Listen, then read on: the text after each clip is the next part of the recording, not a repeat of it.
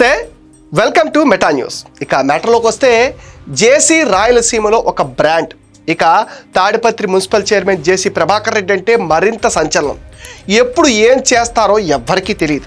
ఈ మధ్య ఆయన చేసిన ఒక దీక్ష పొలిటికల్ సర్కిల్స్లో పెద్ద చర్చకు దారితీసింది.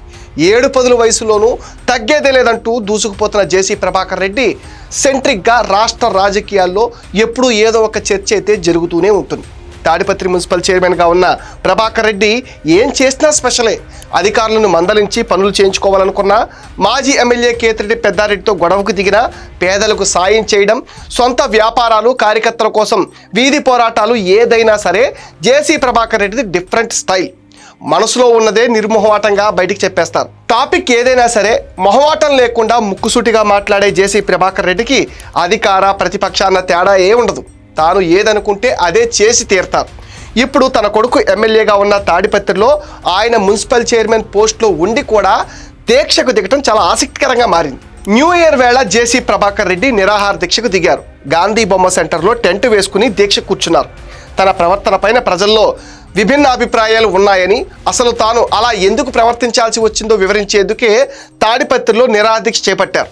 తన మనసులోని అభిప్రాయాలను ప్రజలకు తెలియజేయాలని దీక్ష చేస్తున్నట్టుగా ప్రకటించారు. ప్రజల అభిప్రాయాల ప్రకారం తన ప్రవర్తనను మార్చుకోవడానికి సిద్ధంగా ఉన్నానని తెలిపారు. 2026 నాటికి తాడిపత్రిని మరింత అభివృద్ధి చేయాలనే తన కోరికను కూడా ఆయన వ్యక్తం చేశారు. తాడిపత్రి మున్సిపల్ చైర్మన్గా తాను ఎన్ని నిధులు ఖర్చు చేశాను, ఏ అభివృద్ధి పనులు ఎంత కేటాయించాను అనే దానిపైన ఫ్లెక్సీలు వేసి మరీ వివరించారు. ప్రజలకు ఏవైనా డౌట్స్ ఉంటే తనను నేరుగా సంప్రదించేందుకు ఫోన్ ద్వారా కూడా అందుబాటులో ఉంటా, వారు అడిగే ప్రతి రూపాయి లెక్క చెప్తా అంటున్నారు. ఏదైనా జేసీ ప్రభాకర్ రెడ్డి తన ప్రవర్తన మీద తాను దీక్ష కూర్చుని పద్ధతి మార్చుకునేందుకు కూడా రెడీగా ఉన్నానని చెప్పడం ఇంట్రెస్టింగ్గా మారింది. ఇక లాస్ట్ ఇయర్ 31 రాత్రి జేసీ పార్క్లో ఏర్పాటు చేసిన వేడుకలపైన బీజేపీ మహిళా నేతలు మాధవీలత, సాధినేని యామిని చేసిన విమర్శలపైన నోరు జారిన తర్వాత సారీ చెప్పారు జేసీ.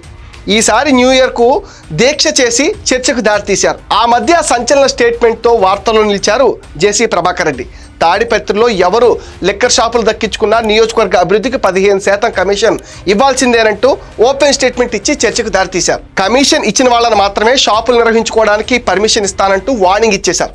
ఇసుక వ్యాపారం, క్లబ్ నడిపేవారు 15% నియోజకవర్గం కోసం కమిషన్ ఇవ్వాల్సిందే అంటూ రూల్ పెట్టి న్యూస్ హెడ్లైన్స్లో మారారు.